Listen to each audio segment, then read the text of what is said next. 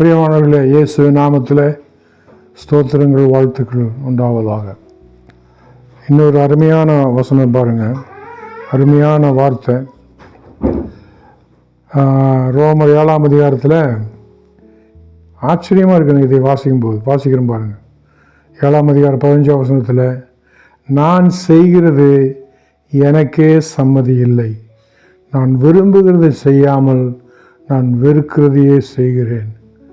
உள்ளதை உள்ளபடியே இந்த பவுல்னு சொல்லுகிற தேவனுடைய மனுஷன் எழுதுகிறார்.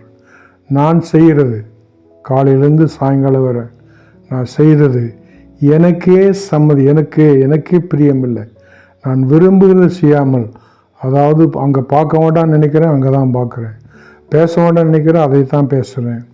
இந்த மாதிரி நான் விரும்புகிறத செய்யாமல் நான் வெறுக்கிறதையே செய்கிறேன் சொல்லிட்டு இப்படி சொல்லுகிறார். இப்படி நான் விரும்பாத செய்வனாக இருக்க நியாயப்பிரமாணம் நல்லது என்று ஒத்துக்கொள்வேன்னு சொல்லிட்டு, ஆதலால் நான் அல்ல, எனக்குள் வாசமாயிருக்கிற பாவமே என்னை அப்படி செய்ய சொல்லுகிறது. பிரியமான கிறிஸ்துவுக்கு பிரியமான மக்களே, சகோதர சகோதரிகளே, நாம் இன்னும் ரட்சிக்கப்பட்டிருந்தாலும் நாம் இன்னும் பாவ சரீரத்துகளில் குடியிருக்கிறோம். நம்முடைய ஆத்மா ரட்சிக்கப்பட்டிருக்கிறது, நம்முடைய ஆவி ரட்சிக்கப்பட்டிருக்கிறது. ஆனால் நாம் குடியிருக்கிற இந்த சரீரம் பாவ சரீரம் அல்லது மண்ணான சரீரம். மறுபடியும் இந்த சரீரம் மண்ணோடு மண்ணாக சேர்க்கப்பட வேணும்.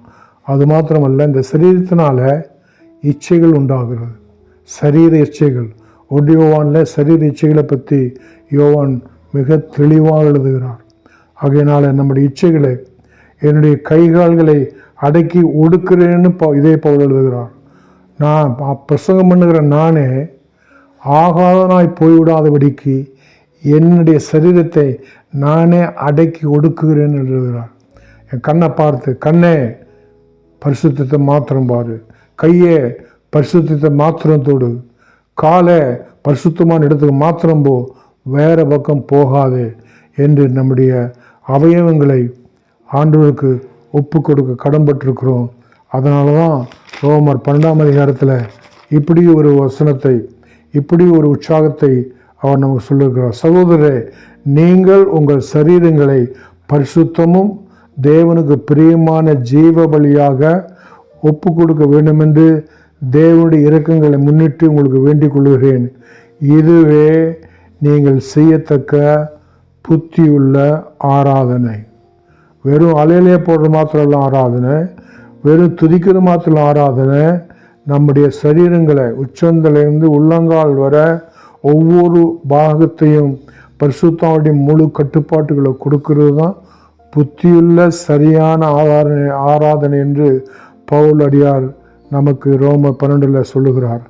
ஆகையினால நம்முடைய அவயவங்களை அடிக்கடி எப்போதெல்லாம் சமயம் கிடைக்குதோ அப்போது நம்முடைய சரீரங்களை, கண்களை, காதுகளை, கைகளை பரிசுத்தாவினுடைய முழு கண்ட்ரோல் ஒப்பு கொடுத்து பரிசுத்தத்துக்கு இடம் கொடுப்போம்.